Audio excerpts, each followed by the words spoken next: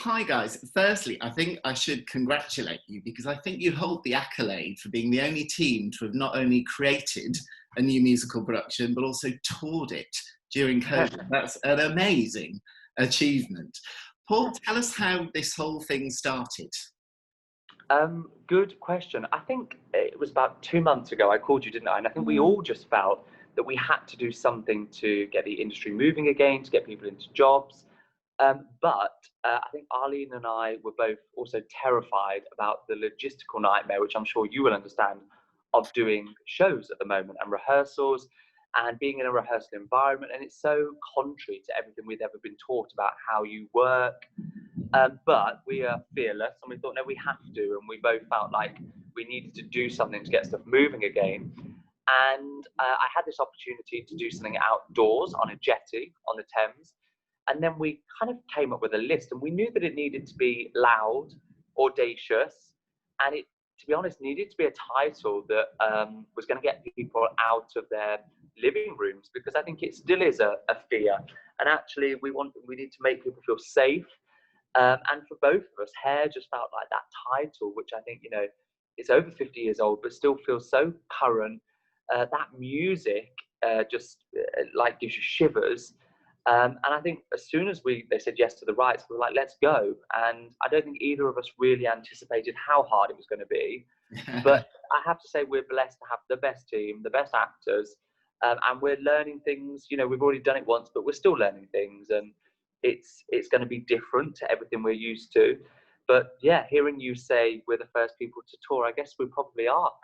Yeah. I think so. I've not searched every bit of the internet, but I can't imagine anybody. It's that act of bravery, isn't it, that has really gone for this. And Arlene, when I saw that you were doing it at the Turbine, we were looking for something to finish. This is our second phase of Interlude. I just thought it was such an inspired idea to stage that musical because it has an incredible resonance. What attracted you to it?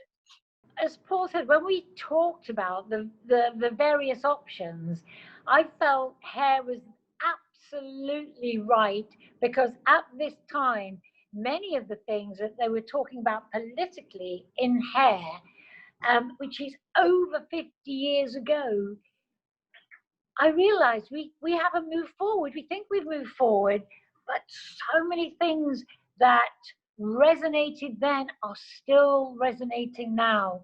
And I thought the power of this musical, the power of these people who are fighting the establishment, they are fighting, and because they know that there is beliefs, we are open, and we have to be open. And those people over 50 years ago were fighting. I mean, the homosexuality, forced to go into the army, parent sort of domination about what you had to do, behavior. Even within this, looking at it and discovering there's so much about climate change that it's talked about, and the effects of the war in Vietnam still desolating a country, still there. And even when I realized there's something in it where Wolf, one of the characters, is talking about, I grow things, I grow plants, and he talks about his foods, and it's like, yes, people, there were vegetarians, of course, but now, vegans are kind of overtaking. Yes, they're saving the planet. Saving the planet. And so there was so much that resonates, but also we knew we could only have a small cast because we had to socially distance. Yeah.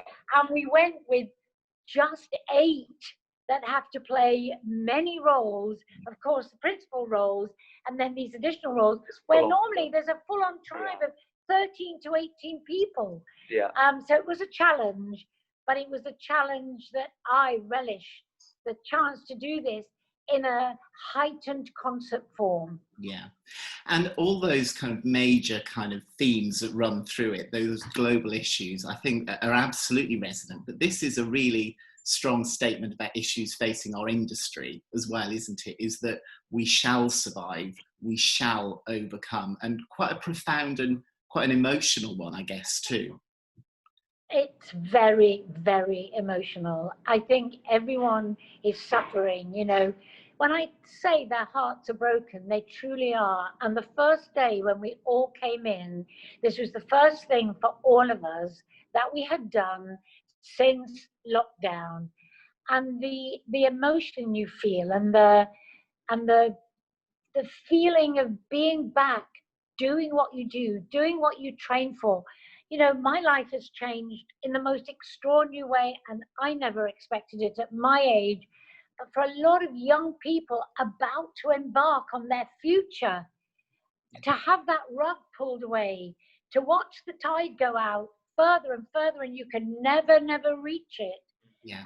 We have to do things. We have to work, and the every little thing that happens where you bring in a little extra. One of the things that we have in Norwich, which we're working on this morning, is lighting.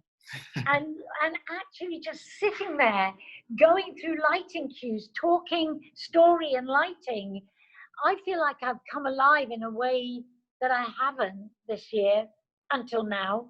Wonderful. I mean, I was looking at the cast, and it's a stellar collection of actors that you brought together, all very poignantly were in the West End or in West End productions at the beginning of the year, reuniting the three Heathers for the first time. Francis, who was actually playing Eponine on our stage in Norwich when lockdown happened. I mean, it's going to be very, very special, isn't it, to hear them back together. We're very lucky. We've got 8 extraordinary human beings, and you know, I guess the thing about the kind of work now is I'm talking about the actual rehearsal environment, but we don't also have a lot of time. And actually, it was really, really important that we found 8 people who can make choices quickly, make bold choices quickly, can work with Arlene very quickly. And so what that tends to be is people that you already have a knowledge of because of the nature of what we're trying to do. But we're really, really, really blessed. I think Norwich is in for a treat with this cast. And just quickly, tell us a little bit about what to expect of a concert production. It's kind of the best bits of Hair.